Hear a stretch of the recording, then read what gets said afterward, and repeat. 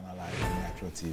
Busy Thursday morning, and it's time to speak with the Minerals Commission. Last Thursday, we started a discussion about lithium and the first agreement that has been signed on the Woya Lithium project. So with me on the show this morning is the CEO of the Minerals Commission, who's also a legal practitioner, Mr. Martin Ayisi, who's in a lithium suit and an away tie.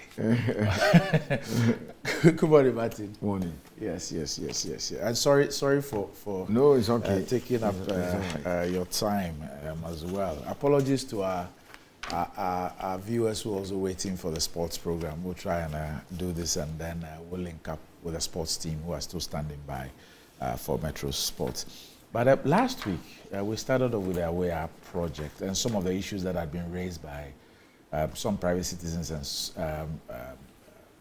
some think tanks with respect to this particular project. You took us through it, and also we zeroed in on some 6 key areas that you said that this particular agreement covers. True to your word, you sent me both a soft and hard copy of the mining lease agreement, which I have here. And so thanks for sending that to me. I hope that the industry players and others will also have it, so that we can have a proper critique of the document. But let's have a quick recap of what we did last week, and then we zero in on this 6, the financial, the state participation, the local content, which then includes the listing on the stock exchange, and then value addition. I'm not sure we can go through all that, but at least we can deal with maybe financial and state participation. But let's just recap this whole thing. What really, for those who missed out last week, what is this whole mining lease agreement, which is signed between the Republic of Ghana and Barari DV Ghana Limited about? Ronnie, good morning, and good morning to our listeners and viewers, wherever they may be.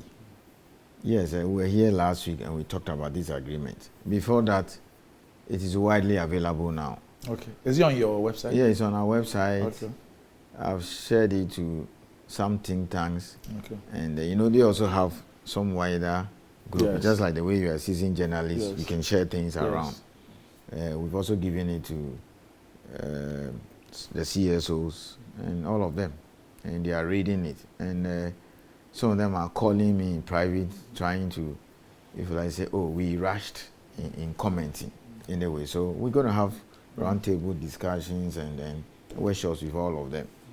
Yeah, so in summary or in brief, on 19th October 2023, the government of Ghana signed its first lease or agreement, contract, however you want to call it, for the extraction of lithium and other associated minerals as far as Ghana is concerned. This is the very first one.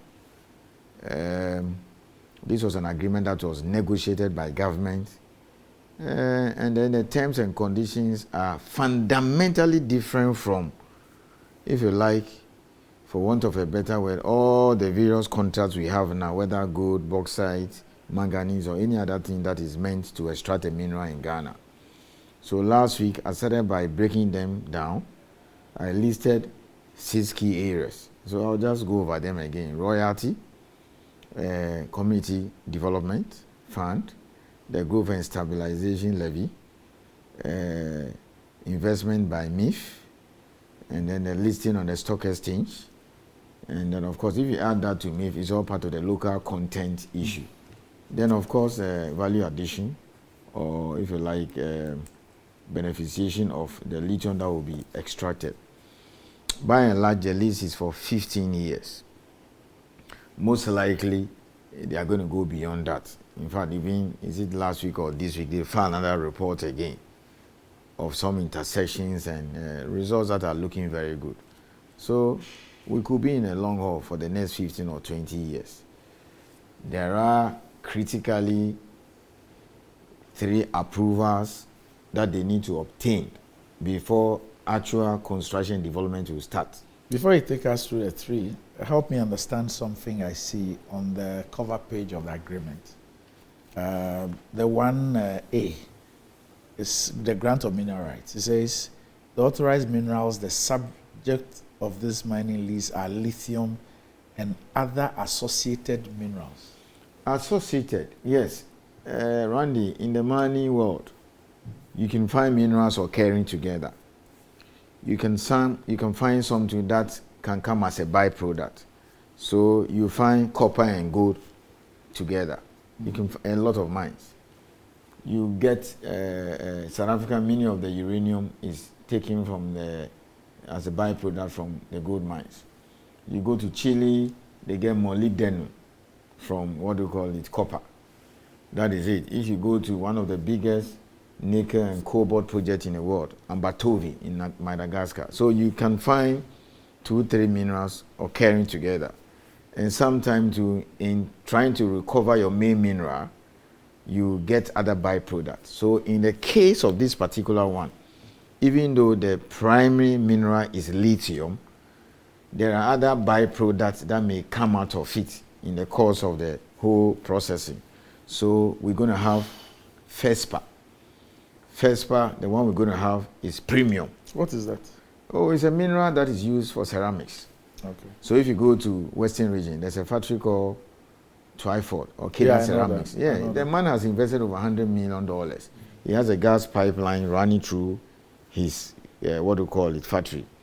And then they use 5 minerals, for the ceramics. They use limestone, which we have in the Krobo area and also a lot in the north.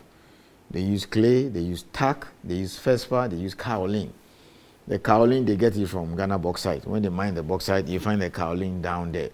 So there are other associated minerals that may be produced alongside the lithium. So FESPA, which is a raw material. Randy, ask yourself, take your mind back. Maybe in history books or you've heard from somewhere. Do you remember Nkrumah established a ceramics factory in Saltpond? Yes. Where is the way I found? Saltpond. The same Saltpond. So it means that time, Infantiman. Yeah. The Russian data and geology, communists, the Russian work they did, they knew that there were FESPA and kaolin there. That is why they cited the Saltpond, the ceramics factory at Saltpond. Mm-hmm. Randy, we're going to get FESPA premium one out of this.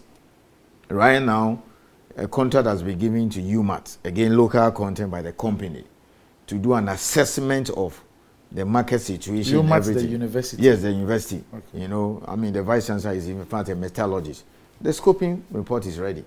They just want to work on the market side because, you see, what we need to ask ourselves is whether or not the so-called 300,000 tons of premium FESPA that will be produced, the market can take it currently. If it's only 200, then that means there are two things. You have to export the 100,000. We don't want to do that. So we are in discussions with all kinds of companies to see whether they can set up. So when the report comes and say your market size can take it, that's good news. So the Twyford and Co can now buy it. And that for now, they get it through the small scale ones that are produced around Shama, that are digging clear all over the place. But this one is premium. So we'll get to know whether our market can take it. If we cannot take it, that means that the excess, we will have to have some kind of, and we don't have to treat it like the way we treated the gas, waited, you started producing gas. FESPA? Yes, you started producing gas and then now you start flaring. And then start flaring the gas. We have to be ready. That's why we are doing everything. Because construction will take about 14 months. So within these 14 months, there should be some chemical plant that should be taken off or that should be ready. Construction should have started. We should know who is going to take the FESPA. We should know who is going to take the kaolin. And even there is some silica too. Permit me, before I go through the terms, you read a particular clause. If you look at Schedule 2 on page 23 of the lease, a lot of things are contained in there. Look at page 23. Schedule 2. Yes. 1E. Maybe you have to read it to our hearing. I want you to read it. 1E. Look at page 23. All byproducts of the mineral, such as feldspar and kaolin, shall be sold locally. Shall. be sold locally, and such products shall not be exported unless expressly authorized by the minister, where there is no demand for the product in Ghana. So here, the minister's directive is that don't wait. When they get a lease ratified, they obtain environmental permit, they come back to the Chief Inspector of Mines of Minerals Commission to get, operating permit. You give them construction permit, then they start constructing, you fold your arms. So in 14 months or so, if in gold, you say they will pour the first gold.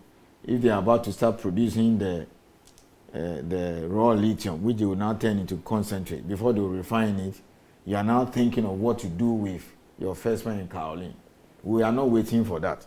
So within this 1.5 or so year window, we should be ready as to what we want to do with the FESPA and want to do with the old kaolin.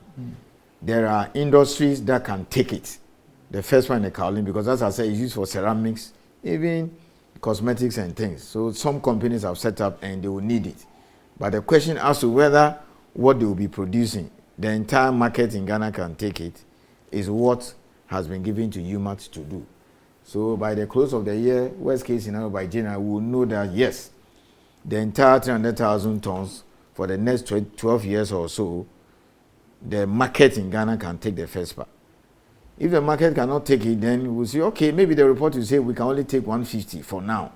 Then we have to start thinking through quickly which other factory can come and take the 150 rather than export it. And you're talking about $280, $85 per ton. Yes, if it is exported, today's price, about $280 on first fair alone. I'm not talking about kaolin. So they are going to pay royalty on the kaolin. They are going to pay royalty on the, the first party. So somebody called me and said, oh, you are not sure whether your royalty covers only lithium or the other minerals. So I refer the person to clause 20. And let me read. The company shall pay to the government a royalty of 10% of the total revenue earned from the sale of the minerals. It didn't say lithium. It said mineral. So any mineral that is recovered, either as a byproduct or as a co-product, you are supposed to pay royalty. So royalty will be paid on lithium, royalty will be paid on FESPA, kaolin, and any other mineral that may be found. So in brief, that is the meaning of that. So you have to get the permission of the government to export. And I'm saying we don't have to wait and behave like the gas situation. Okay, when Cosmos found oil, we knew very well we'll be producing gas. And then I don't know what happened. And then we're flaring. I don't know whether we still flare anyway, we'll check. But at least some gas is now being used for other things and some pipelines are being constructed. So that is first on the royalty. I mentioned it last week. Randy, any other country with a bigger percentage of royalty outside Ghana is Chile. Chile sometime April this year passed a law which says that I'm going to charge you a royalty of between 8 to 26% based on a certain margins, okay? Because even in Ghana, those who produce gold, they don't produce at the same cost. Some are producing announced like 800, 850. Others are even doing 1,600. So when the price of gold falls below 1,500 now, some mines in Ghana may close. So they have this 8 to 26%. Randy, take Chile out. Nobody has a royalty 10% apart from Ghana on lithium. I've checked all the royalty rates in Africa. I only knew of 10% for diamonds for Botswana. Remember, they are the biggest producer of diamonds in the world by value. And then, of course, I know 10% for strategic minerals for DRC, which includes cobalt. Okay? They produce about 2/3 of that. So we have to put that in context. So for me, as far as I'm concerned, we got a very good deal on the royalty rate. Okay? If we didn't do this, we'll have charged them the normal 5% of royalty. Remember, Chile has about 40% of the world's reserve. So last week when I was talking to you, I was discussing this. So if I call them the Saudi Arabia of lithium, that you don't just get up and do things others do simply because you're also producing a particular mineral or product. You got to have, you have to have recourse to a fundamental issue at raise, your geological firepower. Yes. And the bottom line is that the more geologically endowed you are, the tougher the terms which you can ask people. Do you understand? Saudi, can, as I said, is the only country that can single-handedly change the price of oil in the world. If they get up to them and say we are withdrawing 2 million barrels or we are going to increase, the moment the Saudi foreign minister makes an announcement that we're going to increase production, the price of oil will drop. If they say they are going to pull a certain quantity from the market, it's because they are sheer size. We're talking about 10 million barrels. So do you, as a country where you produce less than 200,000 barrels a day, want to behave like Saudi Arabia or perhaps Nigeria or Russia? You can't do that. Russia has the largest reserves of natural gas in the world, followed by Iran. I mean, these are people who can bluff. So your bluff should be based on what you have. That is it. So don't come and tell me that Chile has anything between 8 to 24, so we should have charged perhaps, or we should have also gone for anything between 10 to 20%. You don't have 40% of the world's reserve. You have only just one mine. So that is just on royalty. And as far as I'm concerned, it is not just the best rate in Africa, but the finest outside Chile. All the figures I've seen so far, not more than 6%. Number 2, community development agreement. Okay? We've made it compulsory now. They will pay 1% of revenue every year, not profit. Newmont has 1% of profit and $1 every ounce they sell. So if you take their report last year and their production, they were just 6,000 ounces short of 1 million ounces for both Ahafo and Achin. If you look at the revenue of Newmont last year and you calculate 1% profit and you calculate $1 for every ounce, because we know the figures, and you put it down and you compare it to if they were paying 1% of revenue, my God, the difference will be like, it's so big. So 1% will be set aside and paid into a community fund. There are about 8 communities that will be affected. Abonko, Ewoya, which by far will house the biggest in terms of the land size, Kampakrum and all those things. I did mention that I asked the MCE, what is the common fund? He says about 1.2 million Ghana cedis. Rani, that's a little over $100,000. Okay? If you look at today's price, you are talking no less than $6 million annually going to the communities. Okay? This will change their fortunes. These are not include other things they will get like employment and all those things. So we think that this is also a great thing to do. We are the only country in Africa that has not made CDA compulsory. Other than that, yes. What's that? Oh, community development agreement. For now, the ones the companies are doing are voluntary. And the sad aspect is that it's tax deductible. So if you take Ahafo Foundation, about 17 or so communities, and they can trust pesos. Does it mean that even with the mining leases that we have renewed, we've not included CDAs? No, so we're going to now come out with a regulation to now say that we've had that discussions already with industry, that every year, every company that is producing a mineral, you set aside 1% of your revenue and sign an agreement with the community. We've done the framework. So more or less, Ewoya has started.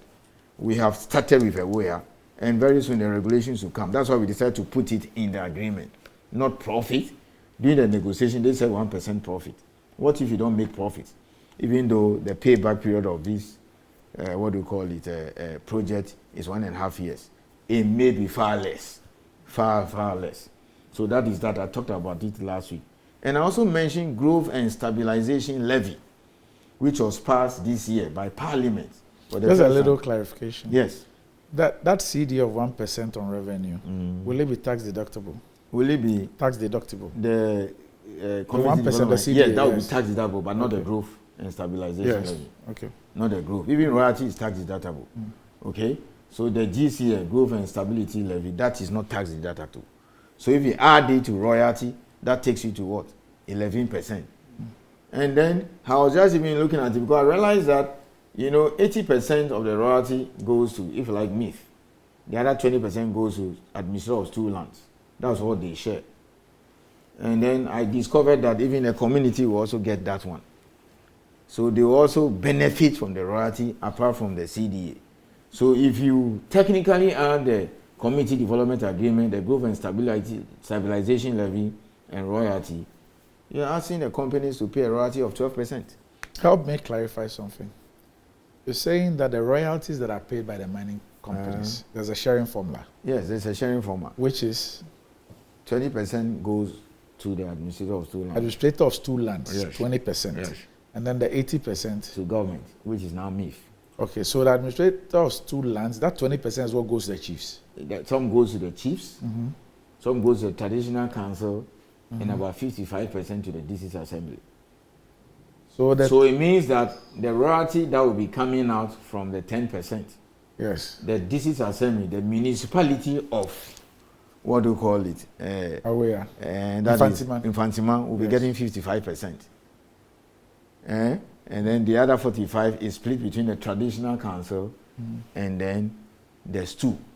So it means that the bulk of the royalty that will be repatriated by government to this thing will go to the assembly. Now the reason is very simple.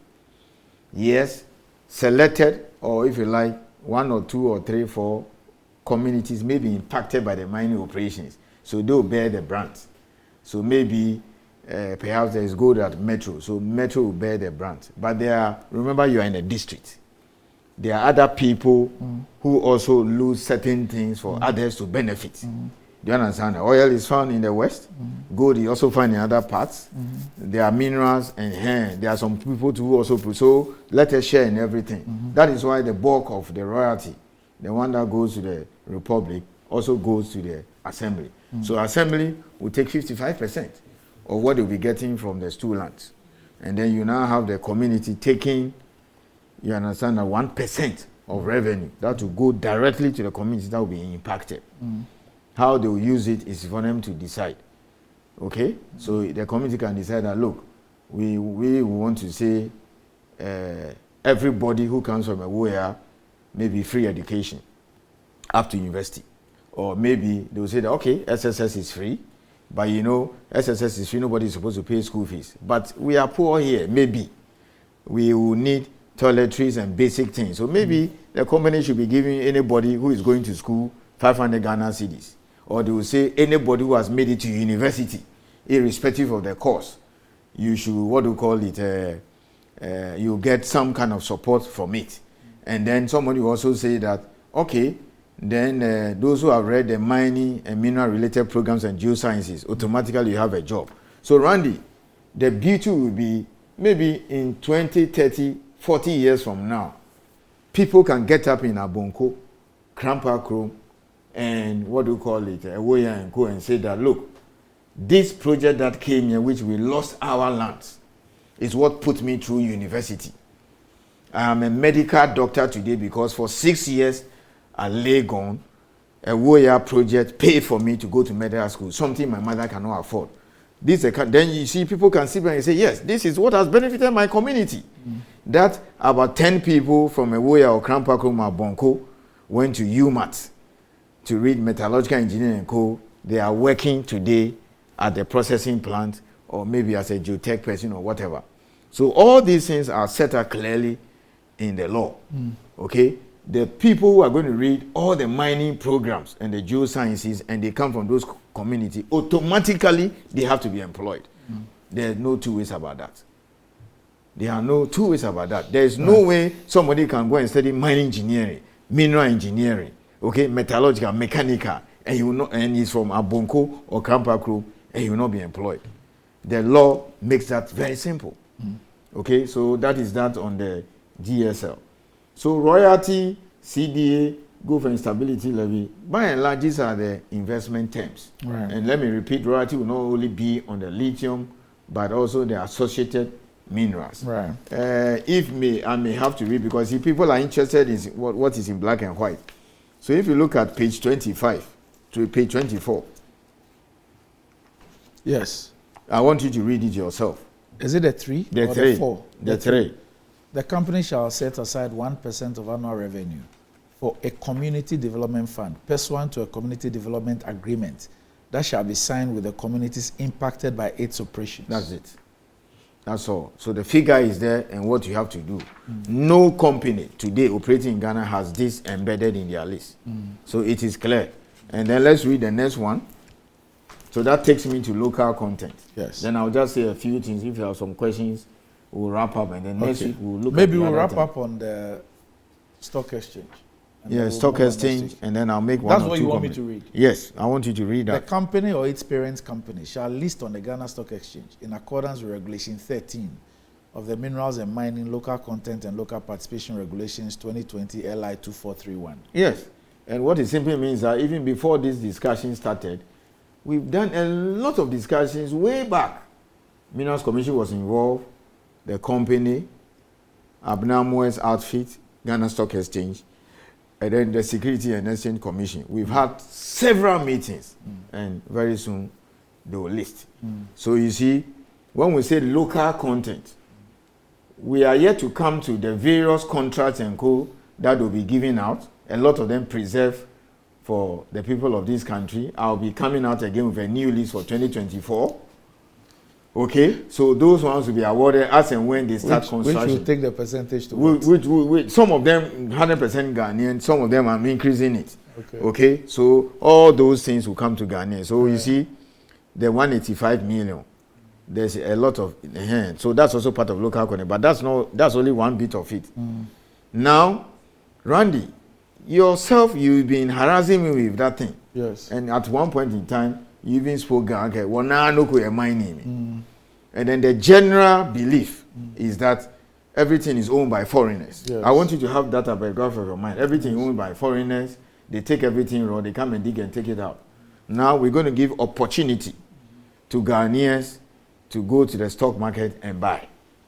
Okay? Yes. It's designed in such a way that Ghanaians can buy, high-end individuals, or even this pension fund. So you see, last year, I was making a lot of noise about SNIT. That look, this is a time that those who have tier 3 and 4 take their money, just go and buy. Okay, so you will see very strong Ghanaian ownership now through the stock exchange. And then the Republic itself, through two mechanisms.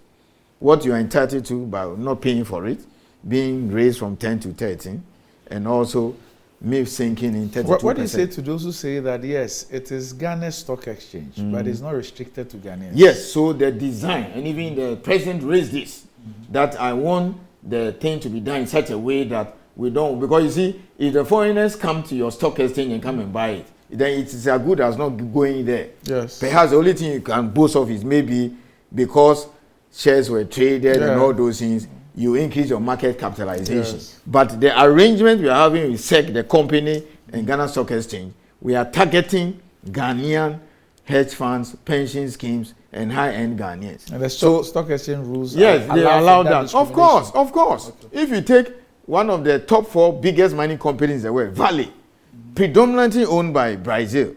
It's that is the face of Brazil beyond football, Vale. Okay? It is dominated by, they have the majority. They've structured their regulations. No, yes, so that's the same. That is it. And then if you also take Rio Tinto and BHP, by far the 2 biggest mining companies in the world. Australian company, but they're on the stock exchange. So, and I have to say this, and that's one thing I loved about the minister and the president when we're briefing them. They said, look, the stock exchange, anybody can come and buy. You know, so if it's just your market cap going up because you now see more trading, forget it. So how are we going to go about it? So fortunately, the rules allow you to say that you are targeting Ghanaians. And here we are looking at various categories. High-end individuals. Okay? We are also looking at pension funds and schemes. So SNIT can go in there. Okay? Even those who are operating maybe tier 3 for me can also go and buy. Or those who are running your funds, hedge funds, or those equity people, they can all go and buy. Okay. So it's not free for all. That's why I'm saying that people should take their time, read their agreement, and ask all the questions and let us provide answers. So the stock market is not free for all. Okay? It's not going to be. We are targeting, yes. So I'm also saying that this agreement is quite heavy on state and Ghanaian participation in 3 ways. Through our sovereign wealth fund MIF, through the free carrying interest of the state, which the state can sell anytime. The state can even get up and say, look, now maybe lithium price has gone up after some 2-3 years, and say that I'm even going to sell the 3% to raise more money and put it in infrastructure. And of course, so on the Ghanaian participation, I want to break it in 2 ways. The listing, okay, which is one, to target those Ghanaian high-end, what do you call it? And then also the various pension schemes and fund managers, etc., rather than go and buy treasury bills. And then also, we are looking at the 13% interest of the state, and also MIF buying into it. So all these are all part of the local content, what do you call it, discussion. Then, of course, people should wait for the contracts which were preserved for Ghanaians. The mining contract, the fuel and coal. Maybe next week when I come, I'll come and discuss other things like the value addition people want to hear. But Randy, a few statistics. Okay. I just checked my 2022 report for local content. So maybe after we have exhausted lithium for a while, I'll discuss it. 13 mining companies. I've just seen the report for fuel. Over $438 million on fuel. From 100 million when it was free for all, and we took out Engine, Total, Vivo, and Co. Then remember last year when we discussed, I said what? 300 million. Now we have moved almost about 450 million. So I've seen an increase of what? 150 million within 1 year. So within a space of, that's a 50% Randy, within a space of 2-3 years, we have moved from about $100 million to almost about 450 million. Now look at all these 4 new mines that are coming. Lithium, they'll use a lot of fuel. Remember there are taxes there too. So government make money. $500 million project. Azuma, and then also Cardinal.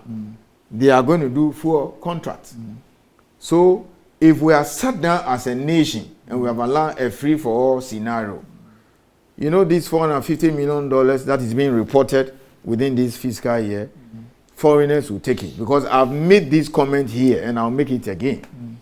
When foreign entities come and invest here, we are not against them. They look for their own. Okay? When I was studying in Canada, and they said, oh, your medicals cover dental and all those things. I went looking for an African doctor. First, I was going through the list to see whether I'll see a Ghanaian, and then I didn't get one, so I got a Nigerian doctor. So expect that if there are American clinics or hospitals here, most likely they will go for Newmont to go for them. But it's unfortunate for them now because medical services have been preserved for Ghanaians. Okay. So next week when we meet, we'll look at value addition. And then the other time. So you take your time, read it, and then let's have a discussion. All right. And so it's now available. You find a document on our website. Right. But then one more thing, people should also read the geological information. Okay. Don't read it in isolation because when you just look at the agreement, you don't even know what they are supposed to. Where will people find Again, you find them on their website. Whose website? The company's website. Okay. And then there are some we can also release. Okay. All right. Because if you just go and look at the terms, and you don't even know the grade, and then how much you will produce, and all those things, you will not be making any proper what do you call it, argument. So thank you very much. So thanks, it's Martin, unfortunate the politicians took our time. That's okay. That's okay. Until next week. That's okay. So I'll see you next week. Thank you very much. Enjoy the rest of the week.